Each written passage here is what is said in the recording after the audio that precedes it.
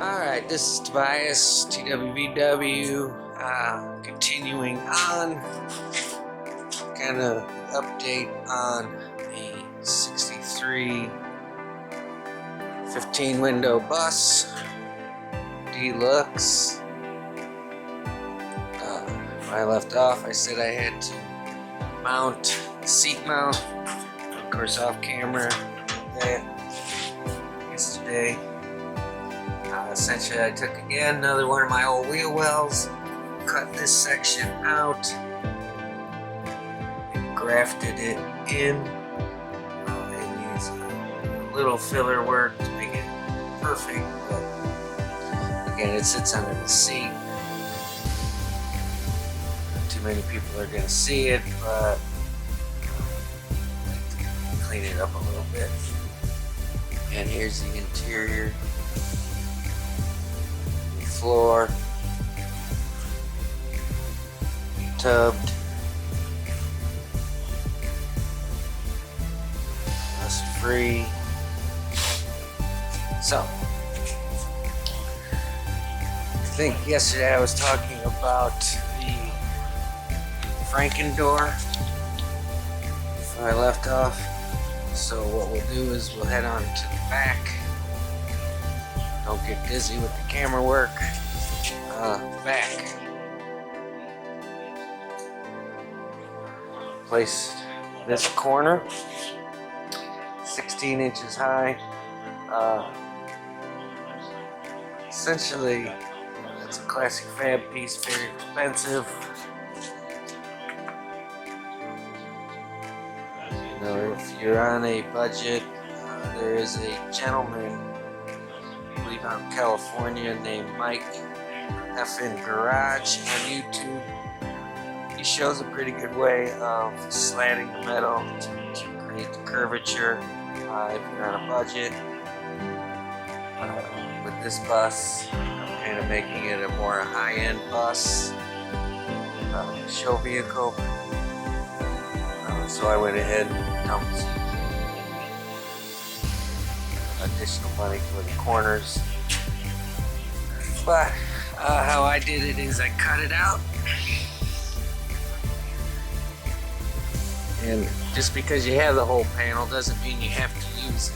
I mean, it came across here, but I wanted to maintain the original taillight opening, so I came across, down, over, butt welded it in, but even so I did leave a slight overhang on the top, so when it gets filled, it should be a minimal amount of filler and it should blend pretty nice. If you notice, you can see my plug welds through because the battery tray was replaced. So as I was doing that, I removed that piece, which is the mud flap, or I wouldn't even know what it's called, but took that out.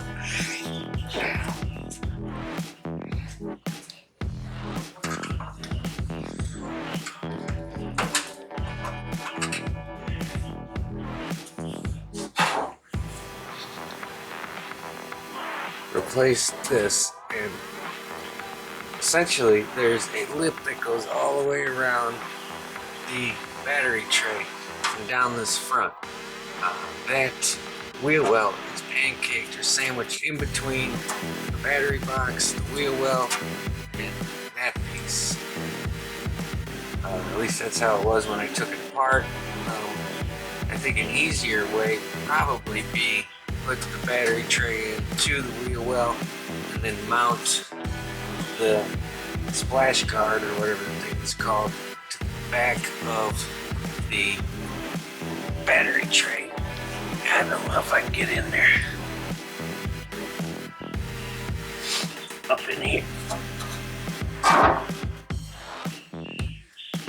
That's how it's done on that side. This side seemed to have it sandwiched in the middle, so I just put it back the same way it came out.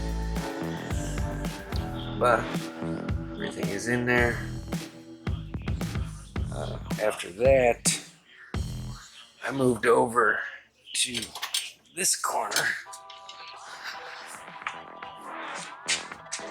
And on this corner, I just did the lower section. Patched in right here where the rust was. Again, butt welded and put it a little indented so it could be easily filled. But the rest of the corner was in pretty good shape. Now that I'm looking at it, I see a pinhole right there. I don't know if you can see that or not. It sucks, but what I'll do with that is I'll just fill it with weld. And that is so small that fill it with weld and grind it smooth. Because there should be a layer of filler over everything. This area, this section was replaced not just for rust, but somewhere along the line, this area got crushed up. So the mud flap, splash pan, whatever it is, was crushed up into here, crushed the corner, messing up this lip, crushing this back here. So, Autocraft through, I got a panel that has the lip. I believe the lip started in 62 or 63. Maybe 6, no, actually I think it's 63 they started this lip. Other than that, it was flat. So, got the correct panel. Again, that panel comes from here over down to here. I mean, it's enormous. I didn't need all of that, so I used what I need. I repaired the back, patched it in.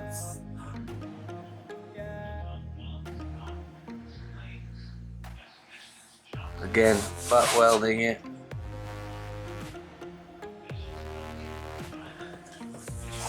In the meantime, replacing this piece here, that's Autocraft. Again, everything in the wheel wells is rust encapsulated, inside and out. Other than that, because with the air ride, the TWVW Designs air ride kit, that gets removed, so the upper airbag mount is welded to the frame. So, wasn't too concerned about that. But you can see, it turned out pretty good. The line, you can see where it's connected. There's a little, other than that. Also on this side, this was crushed in a bit here, and it was oil canning real bad. This still needs a little body work. I'm gonna leave that up to the body work professionals. I shrunk it a little bit, stopped the oil canning, because this thing was popping in and out.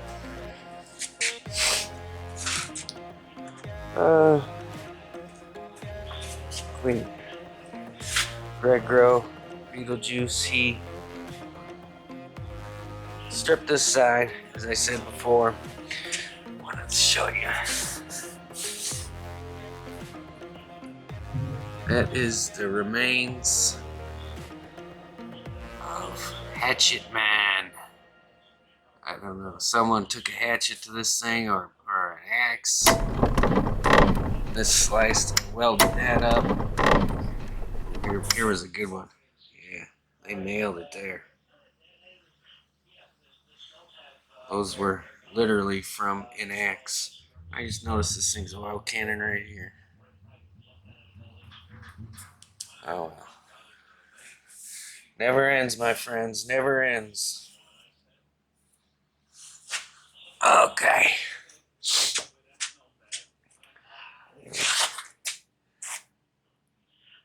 All these window channels also got work done to them.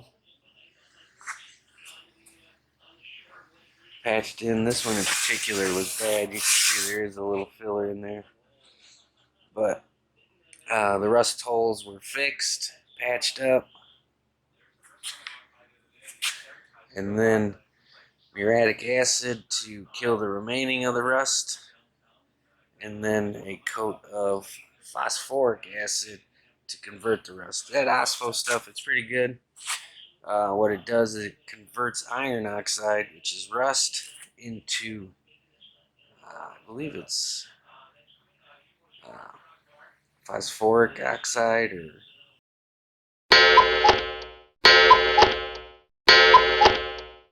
something like that. But it converts the rust into a different substance, which is not rust. So that explanation made no sense. I'm not a chemist, believe me.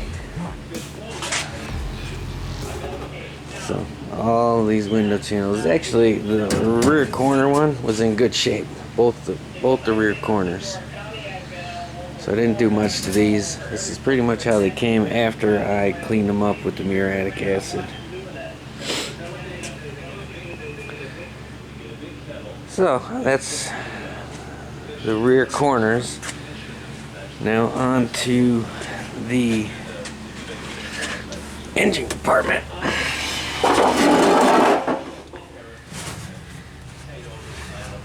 Let's see if we can get some light in the subject. Alright. This, where the gas tank was gone. I mean, it was absolutely rotten. You could shine a light from the bottom, it looked like a starry night. There were so many pinholes on that. Basically, rather than tracking down a piece, which I wouldn't even know where to get it, kind of put Humpty Dumpty back together again. Start right to left.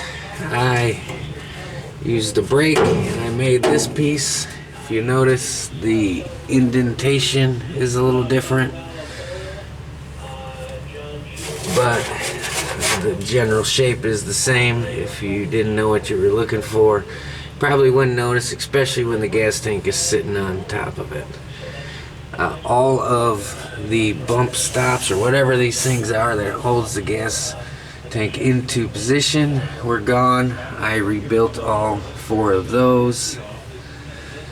Patched up this section, which was extremely full of holes. Create that's for the drain. And anywhere there was holes, I basically patched it together, whether it be fill the holes with weld if there was enough good metal, or cut it out and put a piece in. It took a long time. That was a workout. We'll go around the inside, because the inside is even more of a chore.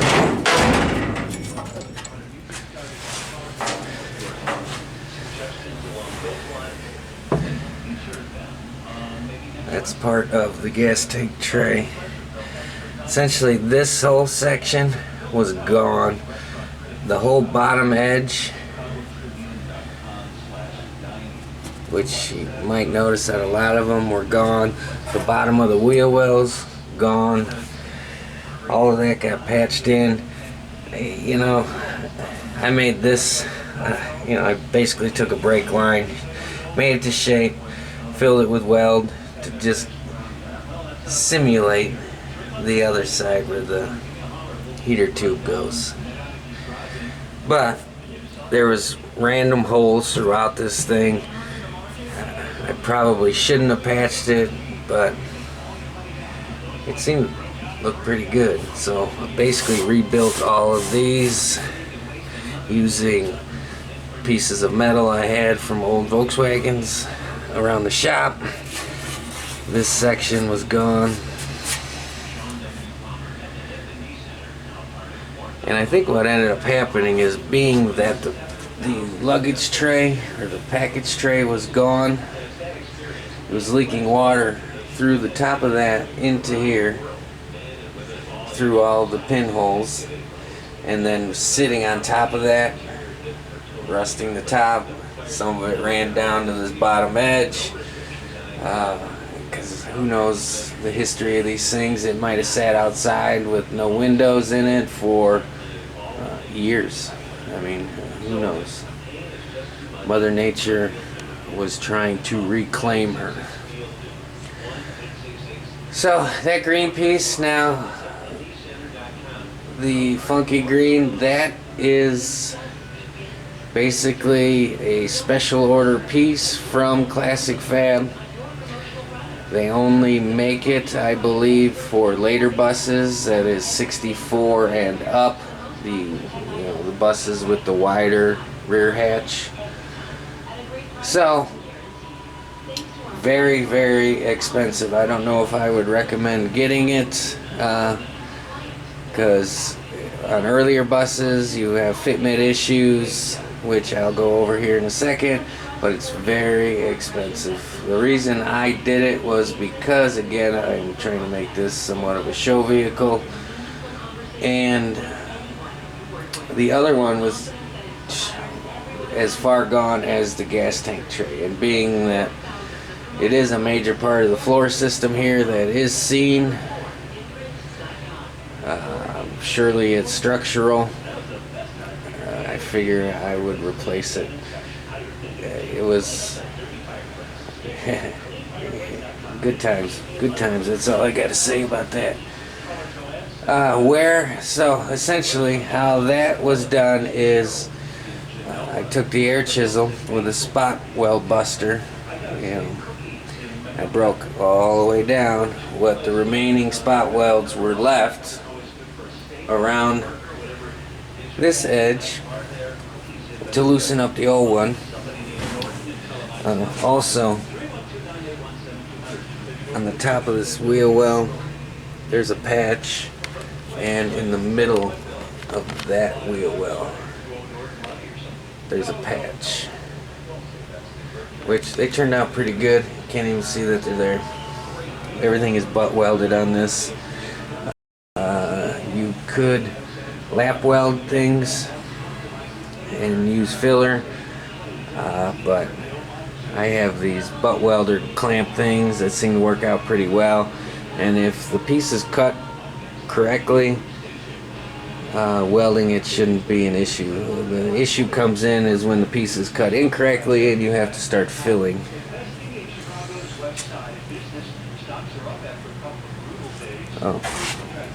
Also, the bottom of these doors were replaced also. We'll go over that in a minute. But on with the package tray. Okay, so after it was disconnected up front, basically I cut it out 1 inch.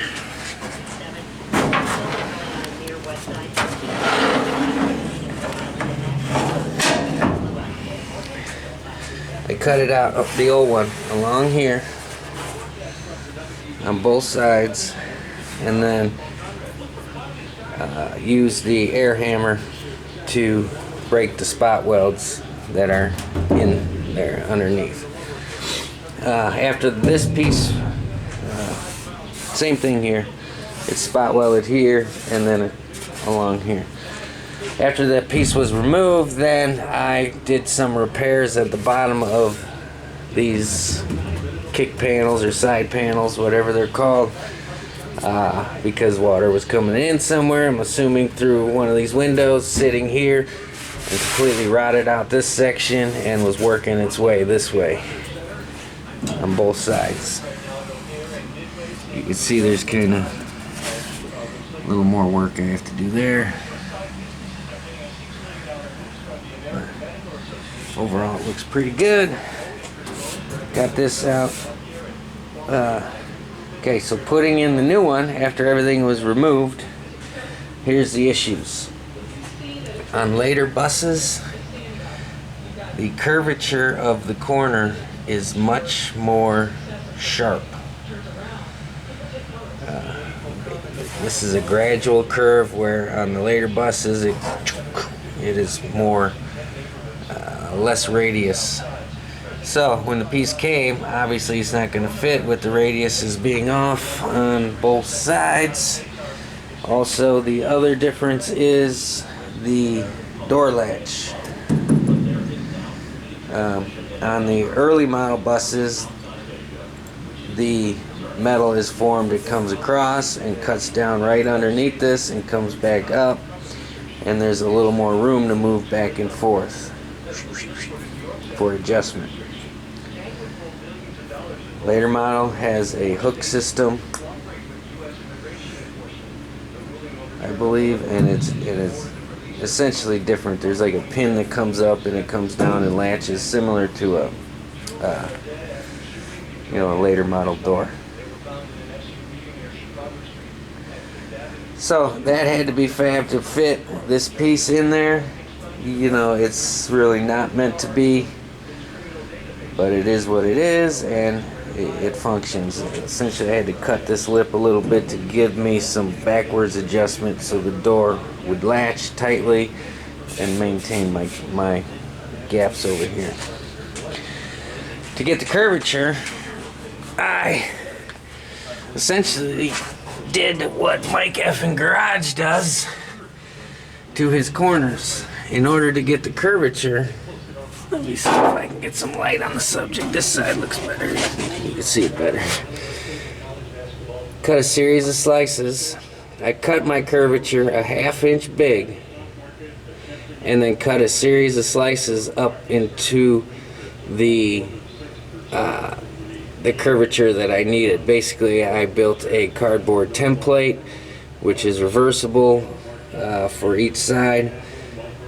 Put it in there, drew my curvature, then added, actually they added 3/4 of an inch to the actual curve, so I can cut these slits, and then basically folded them down to that line that I drew on there for the actual curvature. And there it is. It fit in there.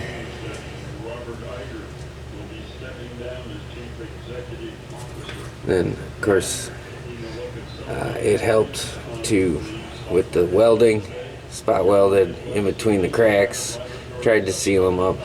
If I had a mind to it, I could use some filler and fill that in, and you'd probably never even know I did that.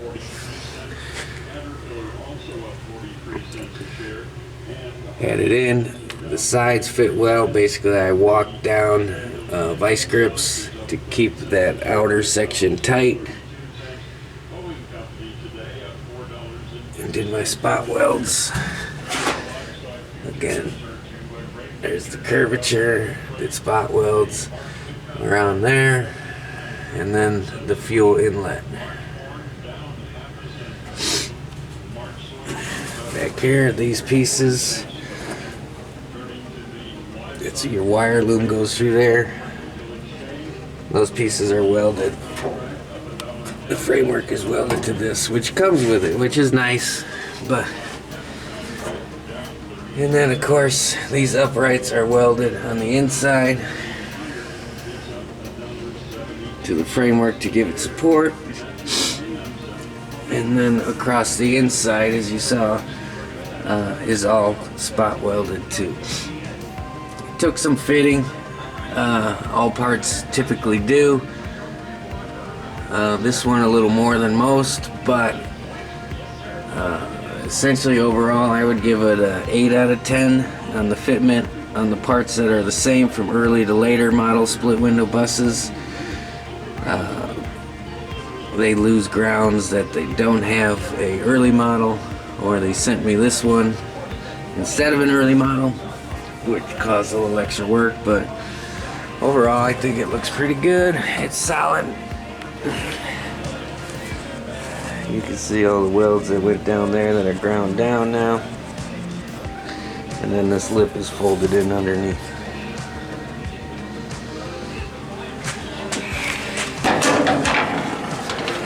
You can see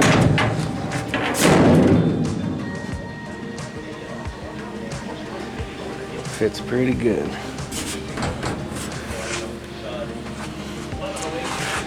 Well, that is the 6315 window. Oh, I wanted to talk about these doors. I was interested in It seems like these cargo doors are always rusted out at the bottom. It never fails. So I kind of did the Pepsi challenge. There's Coke and there's Pepsi. That lower bottom is Classic Fab. That lower bottom is Autocraft. Okay, so as a review of the two parts, essentially the fit on both of them was good. It seemed like the Classic Fab had a little more meat to it. The metal was a little thicker. I mean, you can see here it's slightly thicker than here, and I think that's from the fact that the bend is more of a 90-degree bend from here to here, whereas this one is not as tight of a bend.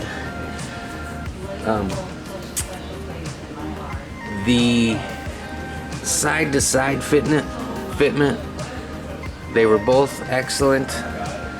It did take some adjusting here to get this to line up. But how I did that was essentially had everything removed. This is the stock outside of the door, which didn't have but one little pinhole in it that I just filled with weld. So I wasn't going to replace that over that. Stuck it in there, got it to shape, and then welded one side straight, compressed it here to get this lined up, and then manipulated this side in order to fit. And of course welded all the way around with plug welds, which I pre-drilled and then ground out with a cutoff wheel.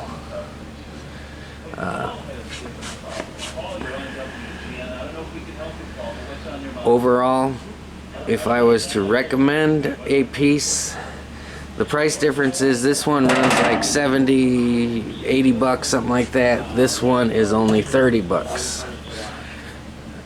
But I think you do get what you pay for. The Autocraft did fit better. I had less fitment issues. I think it's a tighter radius bend. It looks better.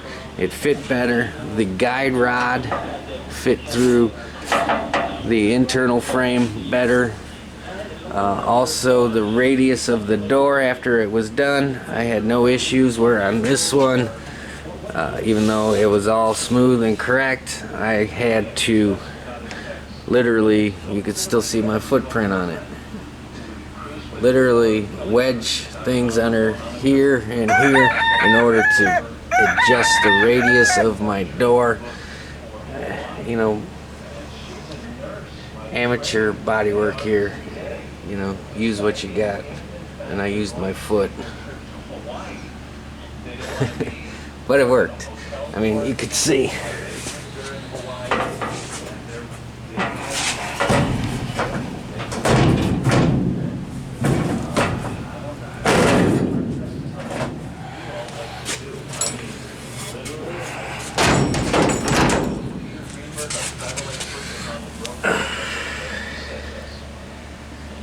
That looks pretty good to me.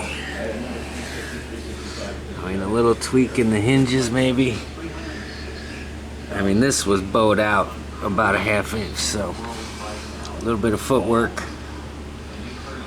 We look pretty good. This door is sitting low. We'll take that out in the hinges.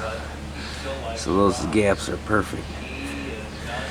That leads me to one note on the Wolfsburg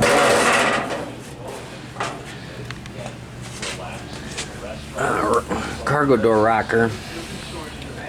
I don't know, I've talked to a number of people, and it always seems the same, that if you use this and mount this with all lines up, with all the body lines lined up, the holes sit out to where the door doesn't shut all the way, so it's a smooth curvature from the rocker to the door.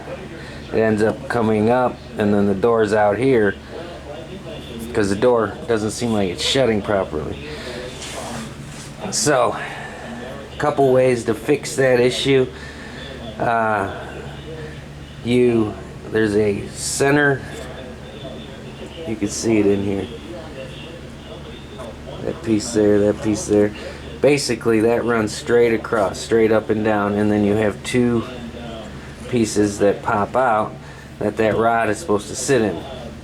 You can cut that piece and move it back so your door could shut farther and still go in, and then basically this serves as your guide plate to lock it in, because this is thicker steel and this is mounted last. The cargo floor goes in, and then this is welded to the cargo floor. The way I did it is I cut slots in that cross beam and I bent that piece down. You can probably see, try getting it, where it's on an angle. It's not straight up and down. And I did that because this piece is on an angle also. So now my door could shut, and when you have the rubber in here, that rubber wants to hold it out. So now I have a guide that the rod could go down, and as it goes down it pulls the door in, rather than having to throw your knee into the bottom of it or put a hip into it to get the door to crush that rubber. It goes in, and then the mechanism of the door itself pulls it in.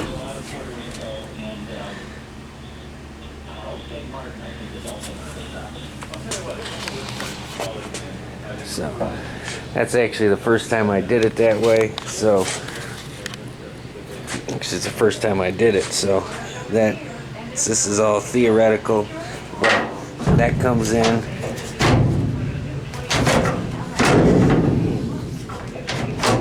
And then you can locks down.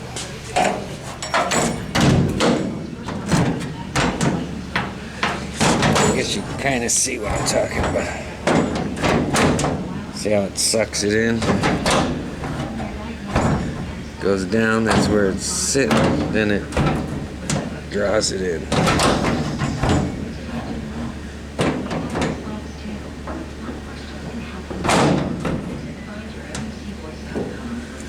I don't know, we'll see how it works. I'll let you know. But that's basically it. That's, you know, other than a bunch of small repairs like fixing a pinhole in there, a pinhole here and there, again, on window channels.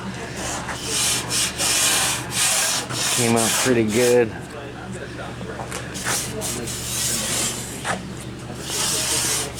I mean, this sucker was rough. Now you can see that pinhole there. That's what was repaired, like something like that. I'll take a hammer to it and tap around these pinholes, and if the metal holds up, I'll just take the welder, fill them holes, and grind them smooth. There's 4 of them right there. 1, 2, 3, 4. That kind of sucks. I didn't see those before. There's a 5th one.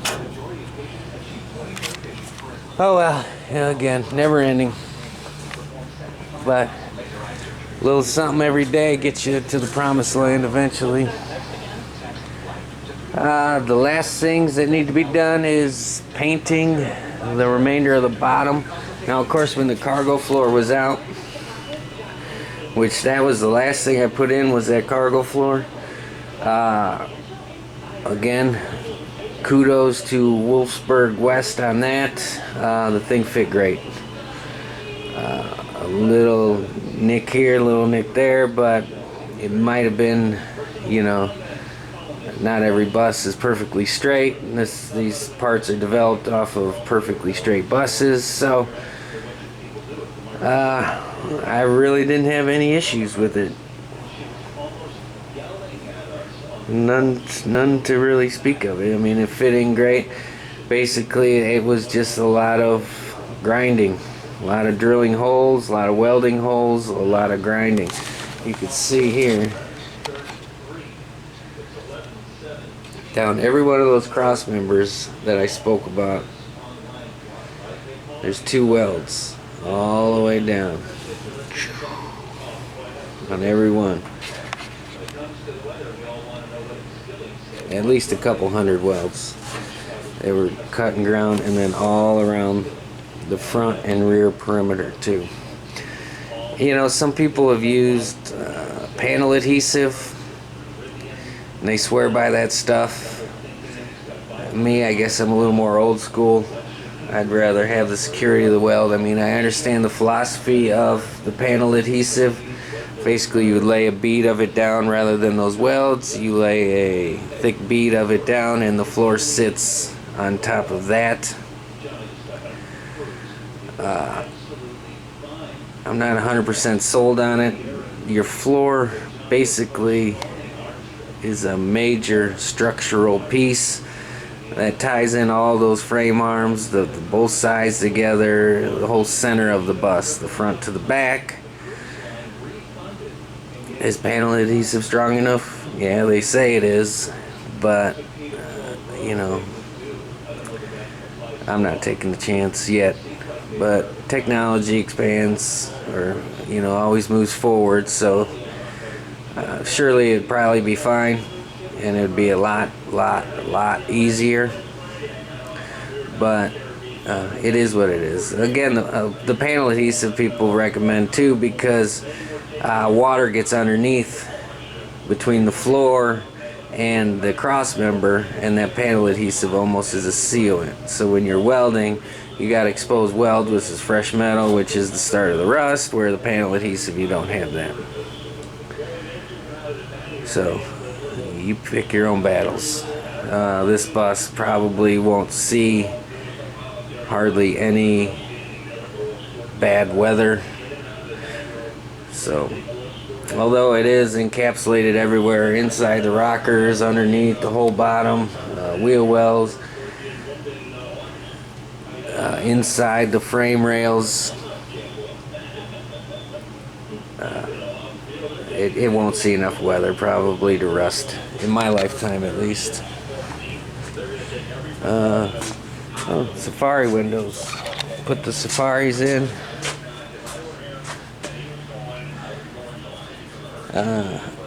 Basically, to do that, the easiest way, flip the hinge up, stick it in there.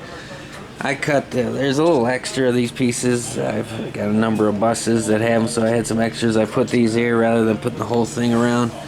But you can put the whole trim around, you flip the hinge up, and you mark it, and then you get the center. The instructions tell you to do the outsides, but I think the insides are the easiest. The one, because then you get it to hold, and then you can adjust, and you're only drilling one hole rather than two for adjustability. Set it in there, you center it from side to side, and then that's where it's gonna sit. And basically I put the one hole in there and then set my mounts that way. You open it up, and I have these rubber pieces. I don't even know where I got these, some auction here or there. I set it up in here, and that's the height my window opens. So I know it's not going to open and hit. The first place it's going to hit the frame is going to hit this, your air inlet here. So if you gap it off of that, you have it coming out. And then I had my mount to the window to give me my height, so I pulled it tight to the extension of the mount, and then that's where this went. After this was mounted, I did this side top to make sure that we're good all around, and then I did the outside mount. Same thing, put it all the way up as far as it could go, found out the full extension of the rod here, and then that's where that went. I also double checked. I measured my heights to make sure that everything, this one and that one, was the same height. Standard measurement stuff. More measurements you take, the better off you are. So everything seemed to fit well. What else can I tell you about? I guess the future of this bus. This bus is being painted guards red and gold flake pearl white on top. Bumpers gold flake pearl. So guards red's a Porsche color. It's a brighter color than the original sealing wax red. You know, I'm still going back and forth. It may go sealing wax red, but I don't think so. I think I like the brighter Porsche color. The suspension, as I mentioned a little earlier, it's getting the TWVW air ride. I'm also in the process of designing an independent front suspension that uses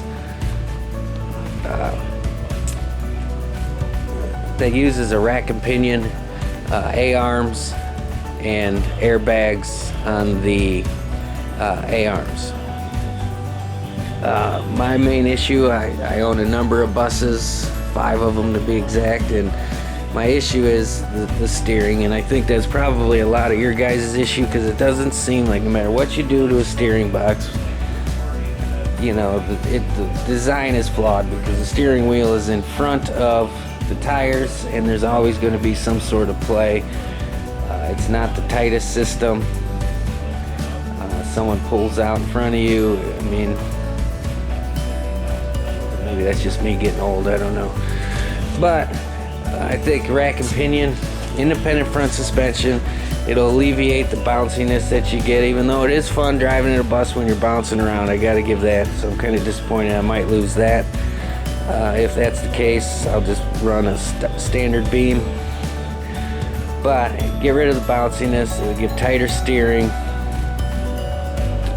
resolve a lot of the safety issues that these buses have, and you know, again, technology moves forward. Rack and pinion is a much better setup than the old steering box with the drag link arm and the steering dampener.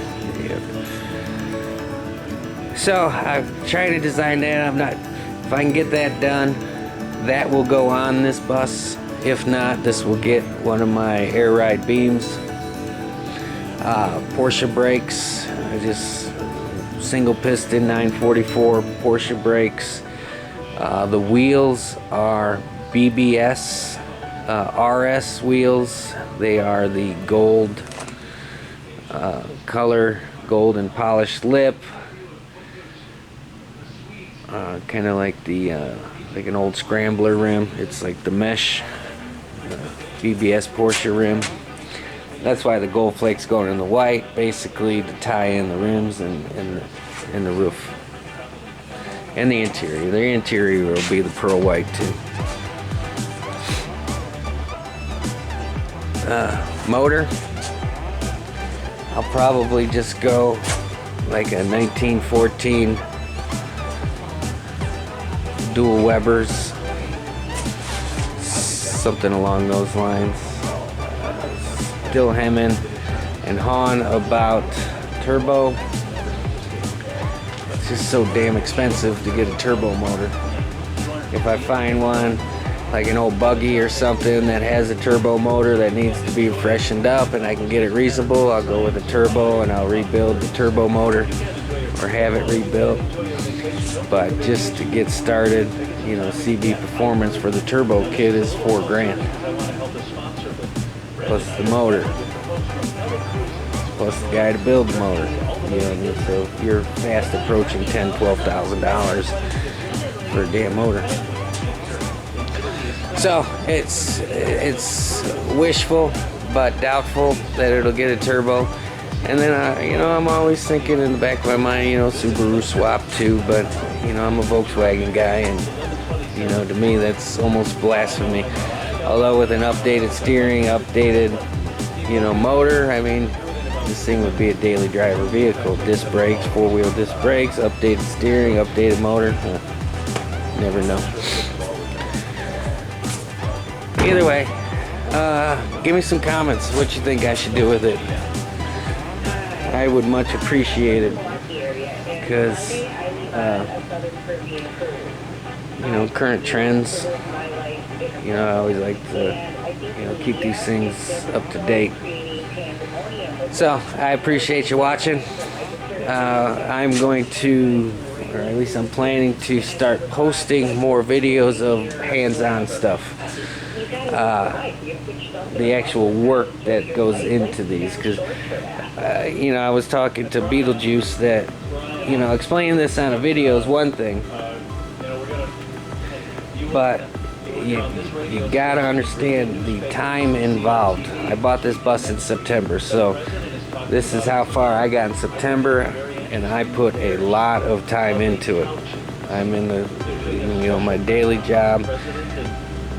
Winters are slow, so I put tons and tons of time. I mean, the grinding, the cutting, the welding, the fabricating, the manipulating, repop parts. I mean, it takes time. So, if you're embarking on this adventure, fasten your seatbelt,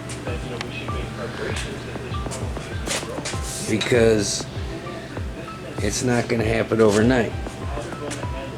You can watch all the TV shows you want. We'll do your car in a week. No, I don't care what kind of pieces of shit they're rolling out of there, but surely they're fucking garbage, because you could put 100 guys on it and it's gonna take you more than a week. I mean,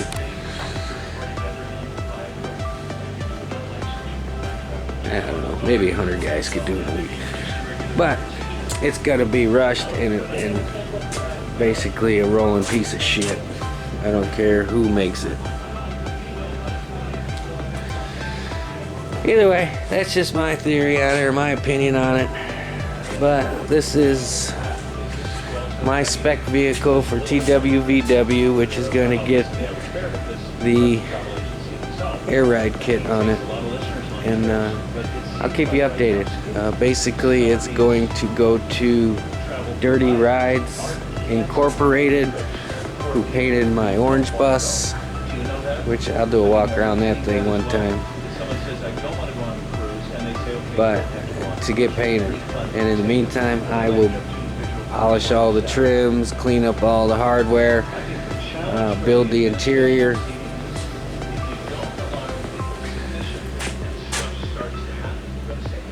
build the cabinets, the TV. This one will get a TV like my orange one.